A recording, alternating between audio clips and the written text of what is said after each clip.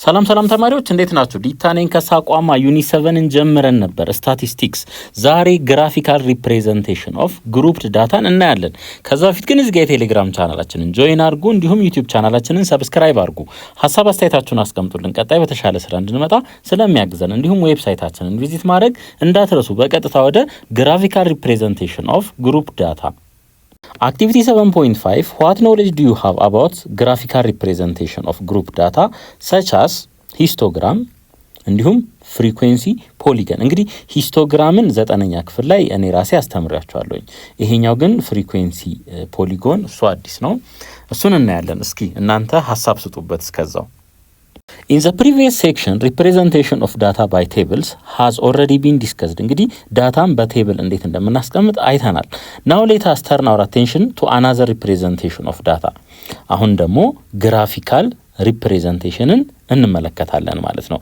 Usually comparison among the group data are best shown by means of graphs. አሁን ሁለት የዳታ ግሩፖችን ብንወስድ ግሩፕ ኤ እና ግሩፕ ቢ፣ ይሄን ለማነጻጸር በጣም የተሻለ አማራጭ የሚሆነው ምኑ ነው? ግራፉ ነው ማለት ነው። The representation then becomes easier to understand than the actual data. አሁን actual ዳታው በዚህ መልኩ የተቀመጠ ሊሆን ይችላል። 11 17 19 1 2 3 10 19 80 በዚህ መልኩ የተሰጠ ሊሆን ይችላል። በግራፊካል መልክ ስናስቀምጠው ግን ብዙም መረዳት የምንችላቸው ነገሮች አሉ። ለምሳሌ ሂስቶግራምን እንኳን ወስደን ብንጠቀም ማለት ነው። በዚህ መልኩ ተቀመጠ ብለን ብናስብ እንደዚህ ቢሆን የትኛው ሬንጅ ላይ ወይም በብዛት ይሄኛው ሳይድ ያው ፍሪኩዌንሲ ነው የሚያሳየን፣ ብዙ ዳታ ያለው የቱ ጋ ነው፣ ሚኑ የቱ ጋር ሊሆን ይችላል የሚለውን መረጃ ይሄኛው ይሰጠናል ማለት ነው። ይሄኛው ግን ሮው ዳታ ምንድነው? ዝብርቅ ያለ ነው። ምንም ኢንተርፕሪቴሽን ለመስጠት ምቹ አይደለም፣ ለመረዳትም ምቹ አይደለም ማለት ነው።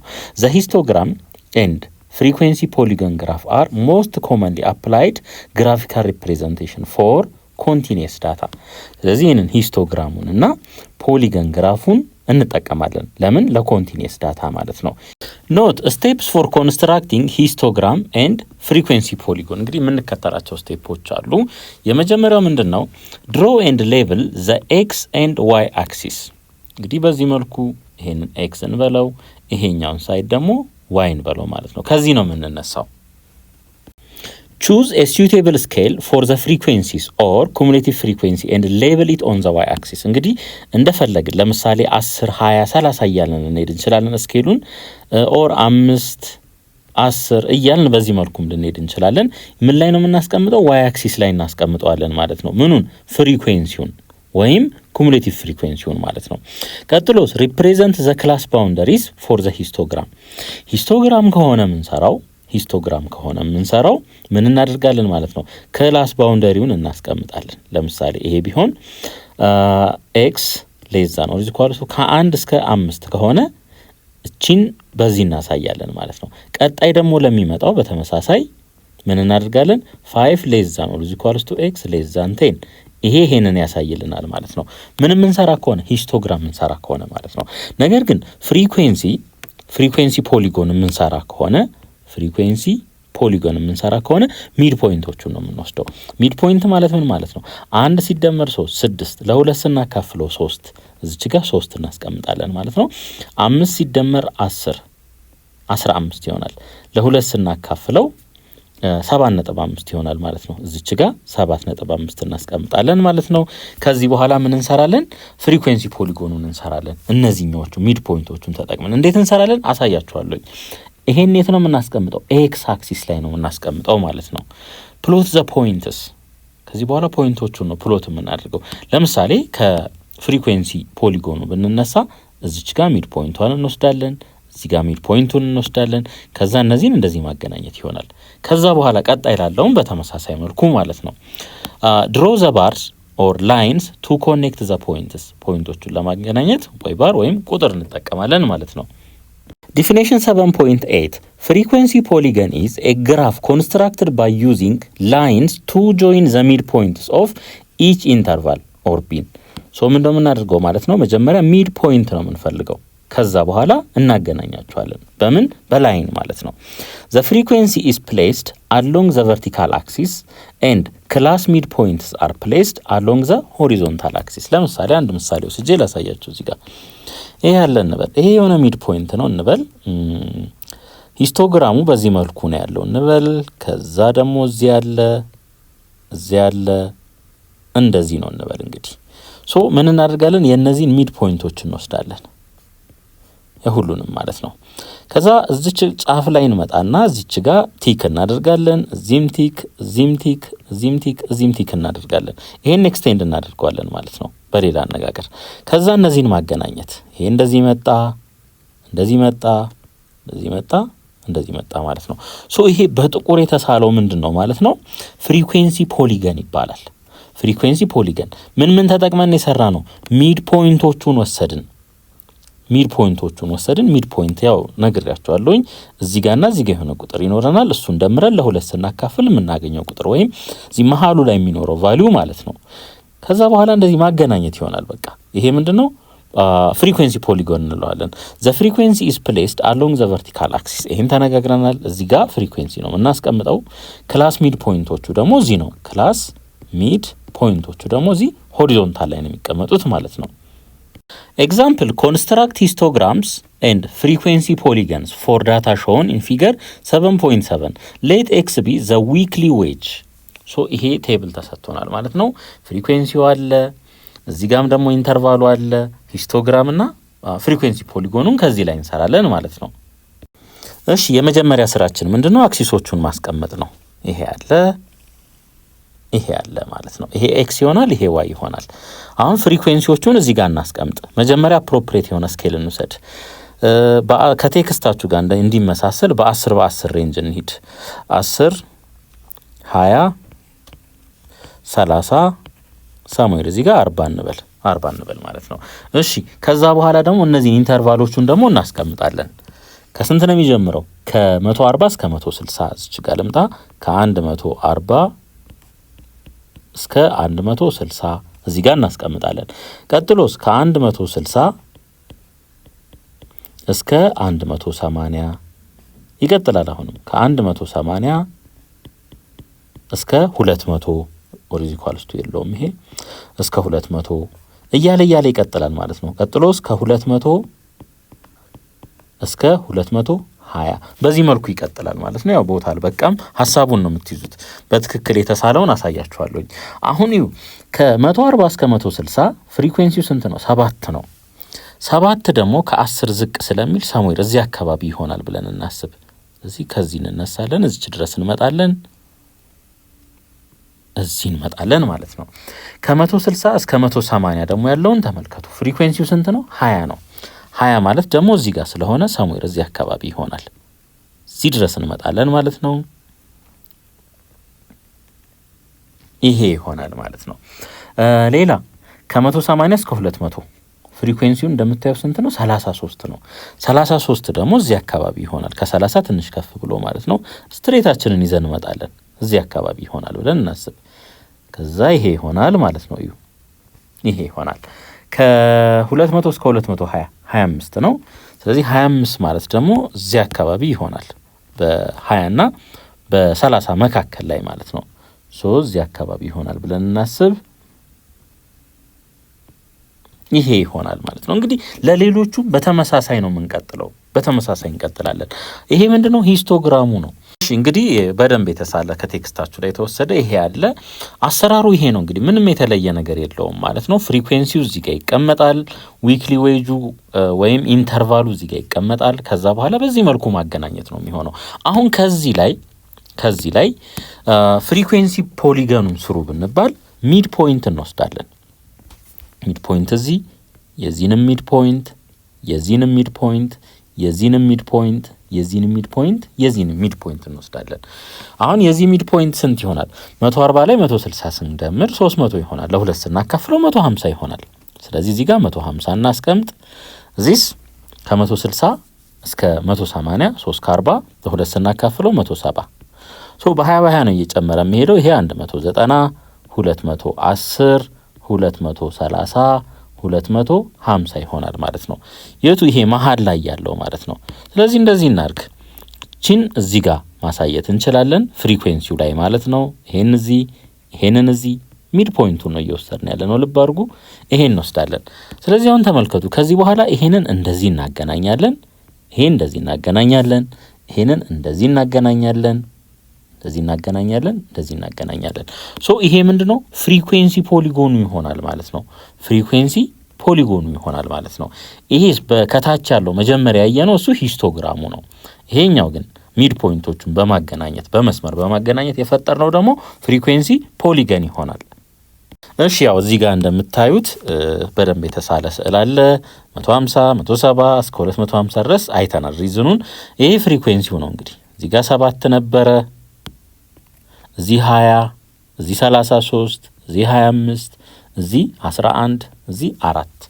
ሶ ፍሪኩዌንሲ ፖሊገንን ደግሞ በዚህ መልኩ እንሰራለን።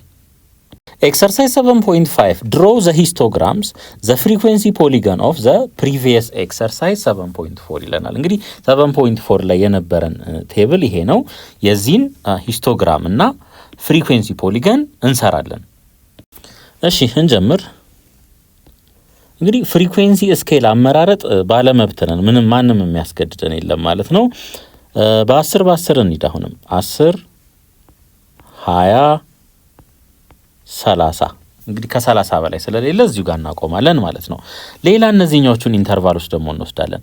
ከ4200 እስከ 5600፣ ከ4200 እስከ 5600። ከዛ እዚህ ጋር ደግሞ እንምጣ። ከ5600 ሌስ ዛን ኦር ኢኳልስ ቱ ኤክስ ሌስ ዛን 7000 ይሄን እንወስዳለን። አሁን ደግሞ ከ7000 ሌስ ዛን ኦር ኢኳልስ ቱ ኤክስ ሌስ ዛን እስከ 8400 እያለ ይቀጥላል ማለት ነው። የተወሰኑትን እሰራላችኋለሁኝ። ከዛ በደንብ የተሳለውን ስዕል አብረን እናያለን ማለት ነው። ከ4200 እስከ 5600 እዩ። ፍሪኩዌንሲው ስንት ነው? 23 ነው። 20 እዚህ ነው፣ 23 እዚህ አካባቢ ይሆናል ብለን ማሰብ እንችላለን። ስለዚህ እዚህ ድረስ እንመጣለን ማለት ነው። ተመልከቱ። ይሄ እዚህ ይመጣል፣ ይሄ ደግሞ እዚህ ይመጣል። እንደገና ከ5600 እስከ 7000 ድረስ ደግሞ 16 ነው። 16 ደግሞ እዚህ ከመሃል ትንሽ ከፍ ብሎ እዚህ አካባቢ ይሆናል ብለን እናስብ። ይሄ ይሆናል ማለት ነው። ከ7000 እስከ 8430 ነው። አያችሁ እዚህ ጋር 30 ደግሞ እዚህ ነው። ሶ ሰሙዌር እዚህ አካባቢ ብለን እናስብ።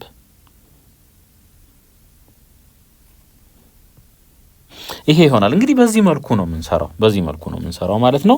ወደ ፖሊገኑ ደግሞ ስንሄድ ፍሪኩዌንሲ ፖሊገኑ ስንመጣ መሃሉ ይሄ ነው። ሚድ ፖይንት እንፈልጋለን። እንደዚህ እንወርዳለን። ከዚህ ደግሞ ወደ ላይ እንወጣለን እያለ ለሌሎቹም ይቀጥላል ማለት ነው። ሶ ፋይናላይዝ የተደረገው ሂስቶግራም ይሄንን ነው የሚመስለው ማለት ነው። ይሄንን ይመስላል።